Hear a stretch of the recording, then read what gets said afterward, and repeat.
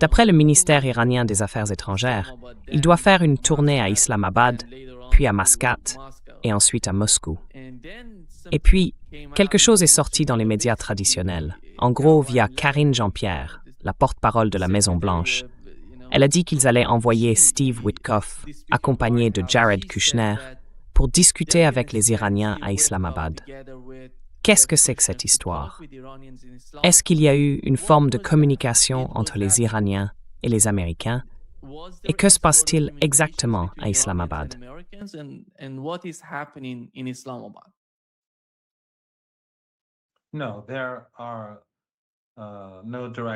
Non, il n'y a pas de communication directe. Il n'y a pas de négociation directe. Il n'y a pas non plus de négociation indirecte. Désolé, j'ai cette toux qui ne me quitte pas. Ça fait des mois maintenant, ou au moins plusieurs semaines. Pourquoi ils font ça? C'est difficile à dire. Vous savez comment Trump fonctionne et comment la Maison-Blanche fonctionne avec lui. C'est impossible de comprendre ce qu'il y a vraiment derrière tout ça. Mais il se peut qu'ils essayent de... Enfin, ils essaient clairement de faire croire au peuple américain que les Iraniens sont faibles, qu'ils veulent nous parler, qu'ils veulent céder. Et ça, pour deux raisons possibles. D'abord, pour gagner du temps, mais aussi peut-être pour préparer le terrain à une attaque.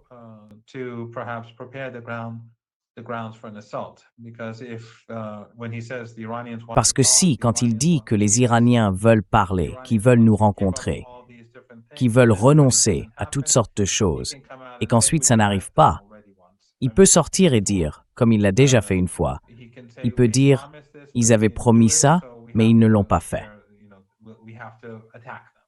Donc on doit les attaquer. On doit le faire par la force. Donc l'hypocrisie de la Maison-Blanche de Trump, à mon avis, est évidente pour tout le monde. Mais la délégation iranienne se rend au Pakistan. C'est une réponse à la visite de la délégation pakistanaise en Iran, dans le cadre d'efforts de médiation. Et le docteur Ghalibaf, d'après ce que j'ai compris, a envoyé un message écrit aux Pakistanais que très probablement, j'en suis presque sûr, les Pakistanais remettront aux Américains.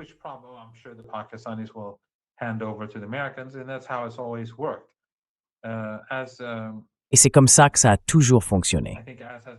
Je pense que, comme cela a été clairement dit, à part le jour où nous étions à Islamabad, quand le docteur Ghalibaf, avec le docteur Faghiri et le docteur Araghchi, ont négocié avec Vance, Witkoff et Kushner. À part ce moment-là, nous n'avons pas eu de négociation directe ou indirecte. Nous avons simplement échangé des messages, et ça dure depuis de nombreuses années. Ce n'est rien de nouveau. Donc, le message écrit du docteur Ghalibaf, j'en suis sûr, aura beaucoup à voir avec la situation actuelle entre l'Iran et les États-Unis. Bien sûr, les Iraniens se préparent à la guerre. Ça pourrait arriver à tout moment. Certains pensent que c'est imminent. D'autres, pas vraiment.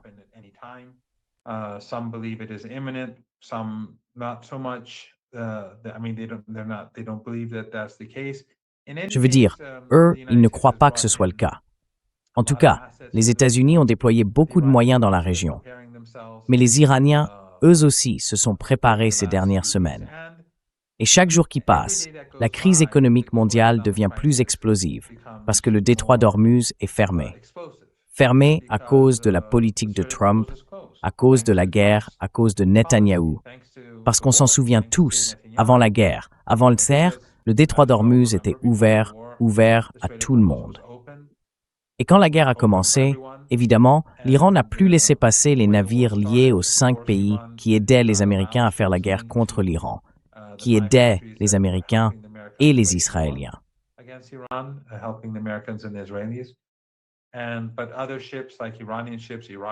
Mais d'autres navires, comme des navires iraniens, irakiens, russes ou chinois, continuaient à passer. Et puis, après le cessez-le-feu, l'un des points, et je suis désolé de me répéter, vous le savez déjà, et je suis sûr que la plupart de vos auditeurs le savent aussi, mais c'est utile de le rappeler pour bien comprendre pourquoi on en est là. D'après l'accord de cessez-le-feu, le régime israélien était censé le respecter.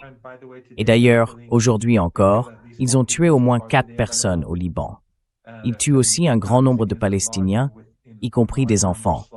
Bref, ils étaient censés respecter le cessez-le-feu. Mais ils ne l'ont pas fait. Et Netanyahou a commencé à bombarder massivement. Alors l'Iran a dit, nous, on ne laissera pas passer ces navires supplémentaires.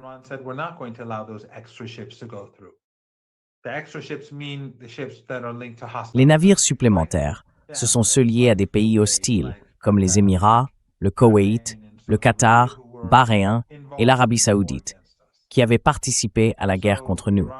L'Iran a donc refusé de laisser passer ces navires.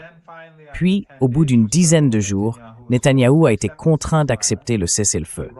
L'Iran a alors accepté de laisser passer ces navires supplémentaires, comme on l'a vu dans le tweet du docteur Adolf Tsi. Mais ensuite, Trump a déclaré qu'il allait continuer à imposer un embargo sur les ports iraniens, ce qu'il avait déjà fait quelques jours plus tôt.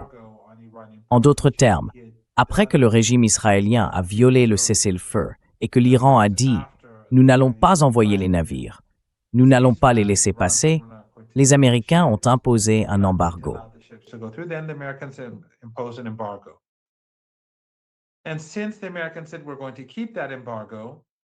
Et comme les Américains ont dit « On va maintenir cet embargo ou ce blocus », les Iraniens ont répondu « Très bien, alors on ne laissera pas ces navires partir ». Donc pendant les 16 ou 17 derniers jours, on aurait pu avoir beaucoup de navires quittant le détroit d'Ormuz pour atténuer la crise économique mondiale.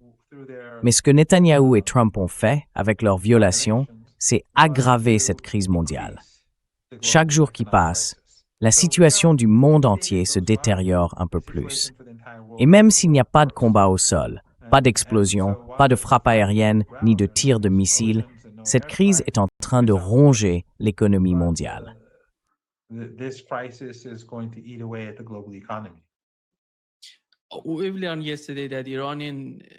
On a appris hier que des navires des gardiens de la révolution iranienne ont escorté l'un des pétroliers depuis le golfe d'Oman, en passant par la mer d'Oman jusqu'au golfe Persique.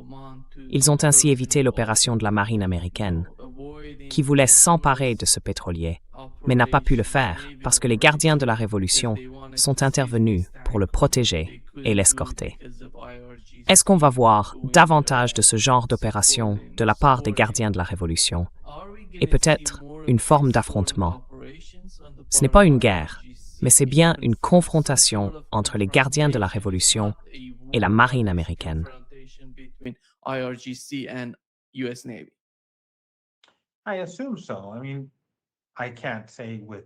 Je suppose que oui. Enfin, je veux dire, je ne peux pas vraiment le dire. Vous savez, en tant que responsable officiel, pour répondre.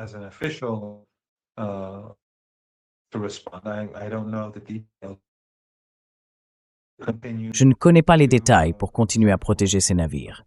Du coup, le risque d'une confrontation augmente. Mais quoi qu'il en soit, si les États-Unis lancent une nouvelle vague d'agression contre l'Iran, je pense qu'on verra sans doute beaucoup de missiles, de drones et de frappes aériennes. Pour l'instant, tant qu'il y a un cessez-le-feu, je pense que les Iraniens vont continuer à essayer de protéger leurs navires. Et ça pourrait mener à une sorte d'affrontement militaire ou à un incident qui pourrait ensuite prendre une ampleur bien plus grande. La situation est vraiment très tendue en ce moment.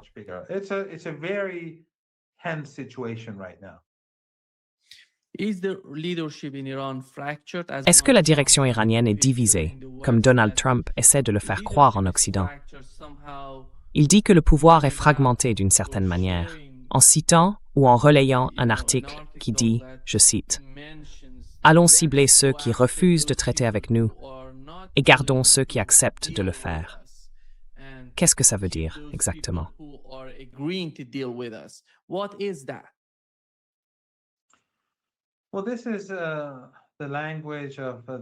Eh bien, c'est le langage des empires du 19e, du 18e, du début du 20e siècle. L'impérialisme, le colonialisme, le langage politiquement correct et celui du droit international ont été jetés à la poubelle. Et maintenant, les Américains se comportent simplement comme des voyous. Ils agissent comme des voyous. Ils parlent comme des voyous. C'est comme la mafia. Trump, c'est un parrain de la mafia. Et ceux-là, ce sont ses lieutenants dans les médias. Je veux dire, quand nous étions à Islamabad, le Washington Post a appelé à l'assassinat des Iraniens. Et quand nous rentrions, on s'attendait à ce qu'un missile frappe l'avion. Voilà, ce sont ces médias, ces gens des think tanks, ces politiciens, tous, en quelque sorte, les lieutenants du parrain de la mafia.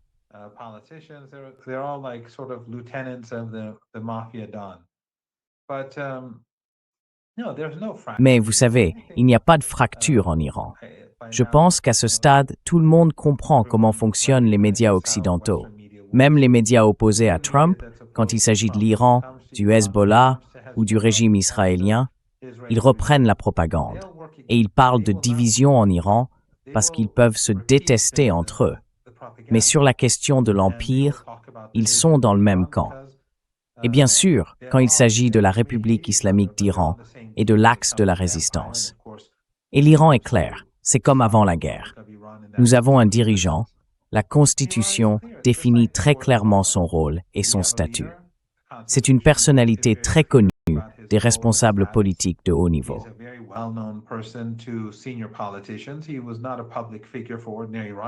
Ce n'était pas une personnalité connue du grand public iranien, mais les hauts responsables le connaissaient depuis des décennies, car il travaillait au bureau de l'ayatollah Seyed Ali Khamenei.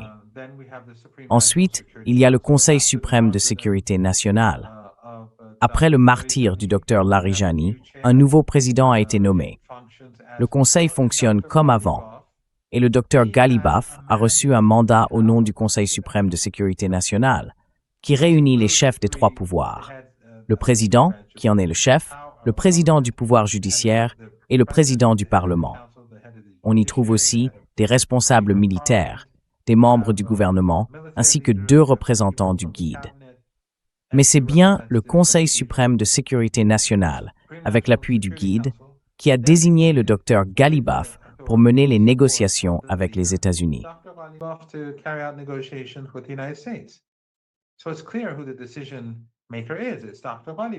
Donc c'est clair qui prend les décisions. C'est le docteur Ghalibaf.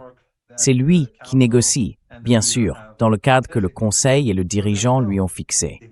Il n'y a donc pas de division, il n'y a pas de faction. Ce n'est pas un pays fragmenté ou en ruine avec des groupes différents qui contrôlent chacun leur territoire. Rien de tout ça. C'est un pays normal. Si vous sortez dans la rue, tout est normal. La police est là. Les ordures sont ramassées chaque nuit. C'est exactement comme avant. Ce genre de propagande sert simplement à renforcer un certain récit. Et ce récit, c'est peut-être par exemple que Trump cherche à gagner du temps.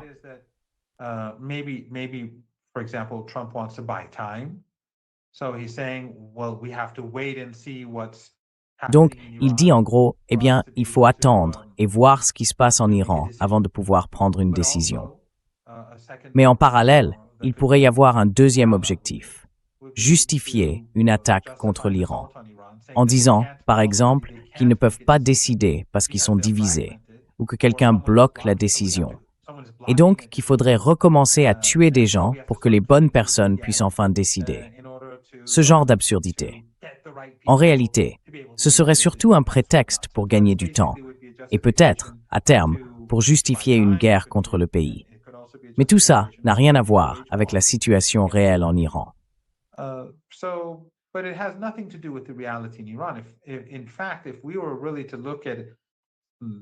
En réalité, si on regardait vraiment les faits sur le terrain avant de faire un tel commentaire, il serait plus juste de dire que ce sont les États-Unis qui sont profondément divisés. On voit que des hauts responsables militaires ont été écartés, le dernier en date étant le secrétaire à la marine. On parle même d'une sorte de guerre civile qui couvrait au Pentagone. On entend de plus en plus de responsables politiques dire que Trump n'est pas apte à gouverner, pas apte à être président. Donc, si on se base sur les faits et sur les informations qui viennent des États-Unis, les divisions sont à Washington, pas en Iran. Personne n'a été écarté du pouvoir là-bas. Aucun haut responsable militaire n'a été déplacé. Aucun responsable politique n'a été remplacé. Le docteur Ghalibaf est toujours en charge du dossier. Tout le reste, c'est simplement du n'importe quoi.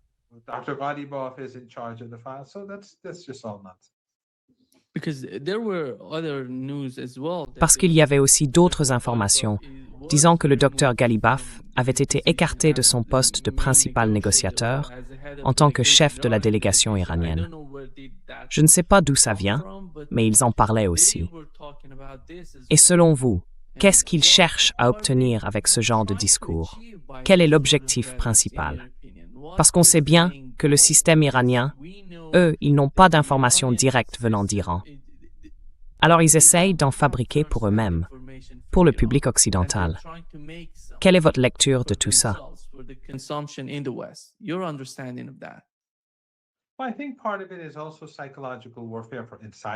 Eh bien, je pense qu'il y a aussi une part de guerre psychologique à l'intérieur de l'Iran. Une tentative de faire croire aux gens que la situation n'est pas bonne.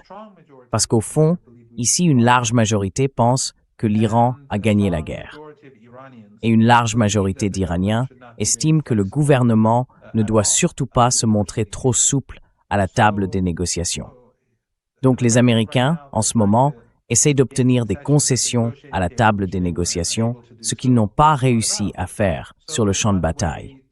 Une façon d'y parvenir, c'est de démoraliser les Iraniens, de les diviser, de leur faire craindre pour la stabilité du pays, je suppose. Mais ça n'a pas eu cet effet. Je crois que les Iraniens voient clair à travers toute cette propagande. Ils vivent avec la propagande occidentale jour et nuit, tous les jours, et ça dure depuis des décennies. Je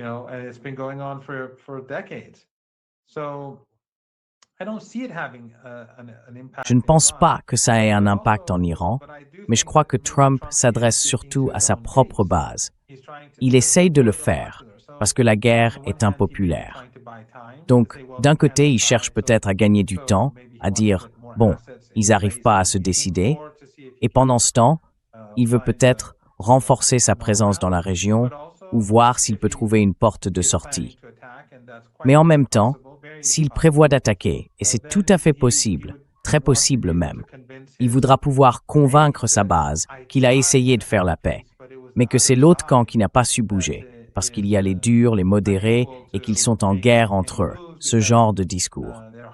Donc, à mon avis, tout ça a beaucoup à voir avec sa propre base électorale aux États-Unis, mais aussi avec une tentative d'avoir peut-être un certain impact sur le terrain en Europe.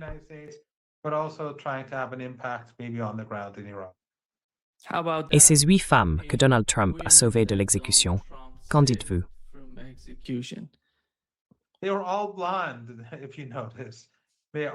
Ils étaient tous aveugles, si tu as remarqué. Ils avaient tous des images similaires. Et oui, tout ça, c'était faux.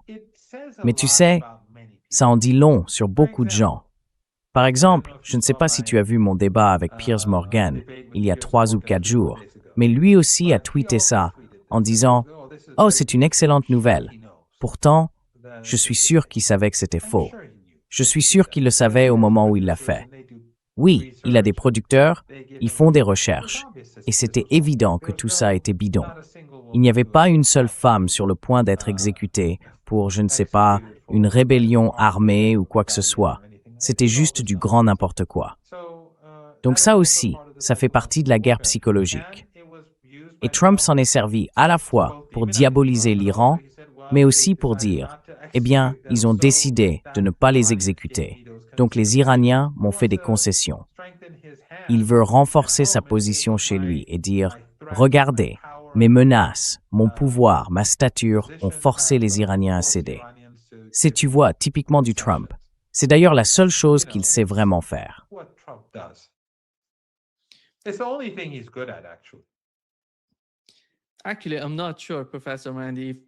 En fait, je ne suis pas sûr, professeur Marandi, que Piers Morgan connaissait vraiment la réalité. Parce que ce type, il est tellement plongé dans la rhétorique occidentale. Et c'est l'un des principaux. Enfin, si je dis ça, c'est parce qu'il a retweeté le message de Trump quelques heures plus tard. Et je sais qu'il réagit à mes propres tweets. Et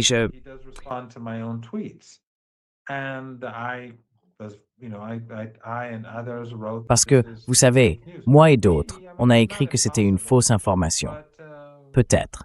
Je veux dire, ce n'est pas impossible. Mais vous savez, aujourd'hui, ce n'est plus comme avant. Maintenant, les gens se sont réveillés un peu partout dans le monde. Par exemple, avant, quand des gens comme moi ou d'autres disions quelque chose en ligne, il y avait beaucoup moins de likes et de retweets qu'aujourd'hui. Maintenant, les gens voient clair à travers la propagande. Ils voient que Trump invente des choses.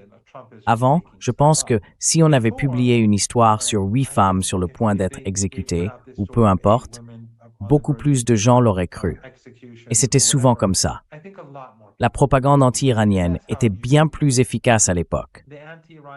Mais aujourd'hui, les gens voient clair dans tout ça et ils réagissent davantage parce qu'ils savent quels sont les objectifs derrière.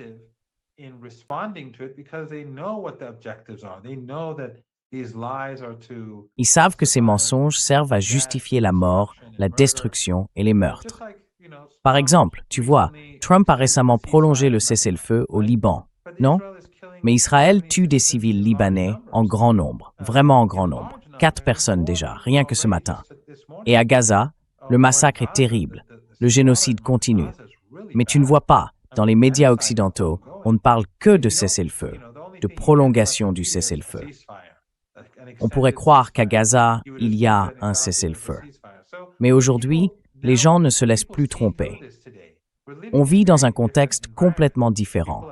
Les gens se sont réveillés. Chaque jour où le régime israélien commet des atrocités, ça ne fait que renforcer le mouvement antisioniste. Ça réveille encore plus de monde parce que de plus en plus de gens s'impliquent et réagissent négativement à ce qu'ils font.